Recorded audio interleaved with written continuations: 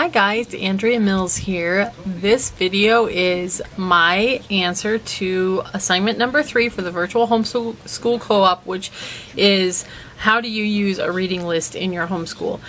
We use ACE curriculum, so that part is taken care of like all of our main subjects. One of their subjects is literature and creative writing. I don't like their paces that they have, the actual workbooks. I just don't like them.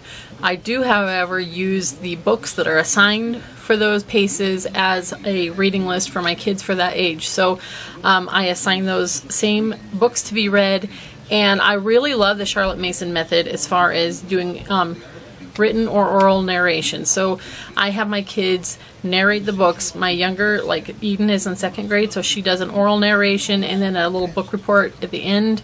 My boys are 4th grade up, and I have them usually read for 15 to 20 minutes and then do a written narration for about 5 minutes when they are done reading, and then they also do like a little book report at the end of the book. So that's how we do the book list that actually is part of our curriculum. As for other stuff, I really, as I said, like the Charlotte Mason method. So if I'm looking, we have a huge library. We have like 3,500 books just in our own personal library, so there's never a short of books for the kids to read. And I really like the Simply Charlotte Mason website for finding specific books on specific topics for specific ages, because they have a little place there that you can look up, I want, a book on this topic for this grade level, and it'll list books there for you. So that is, to me, a really great way to find good books. So that's kind of, I usually try to give the kids some freedom in choosing their books beyond the ones that I assign to them. And then once they hit 7th grade, one of my absolute favorite books is called How to Read a Book by Mortimer Adler. And in there, Mortimer Adler helped make the Great Books series. And they have the Gateway to the Great Books and the Great Books series. And we have both of them. And so they came with kind of a reading list, I guess, for each grade. And so I assign some of those reading assignments to my kids who are that age. So right this year, it's Thomas and Asher are both doing that. And we do it the same way as the other literature books. They read for a set amount of time, and then they just do written narrations on that topic. And those reading lists cover the gamut of, like this year Thomas was reading some Euclid. He's reading a lot of historical documents.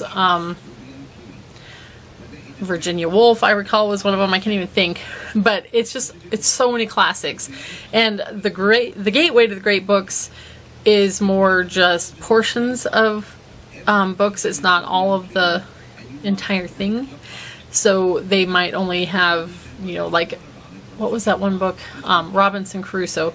It didn't have the entire book. It just had like 7 or 8 chapters that still gave the gist of the story. So that is how we do a reading list. We have what's assigned with our curriculum. I let the kids choose from our personal library or the local library, and we use the Gateway to the Great Book series and the Great Book series.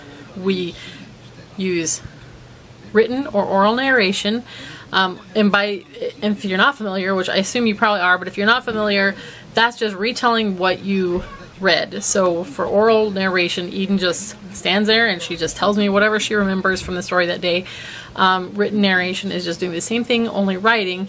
So it really helps them to remember what they read and to organize their thoughts, which is a huge thing for learning how to be a good writer. So it's not controlled in that they have to follow a set process. It's just as thoughts come to them, they write them down. And then at the end, I do have a book report, but it's not graded. I just ask a few questions, and they fill in the answers and have to think about it just a little bit more before they're done with that book. So that is how we use a reading list. And yes, I'll see you again soon with assignment number 4.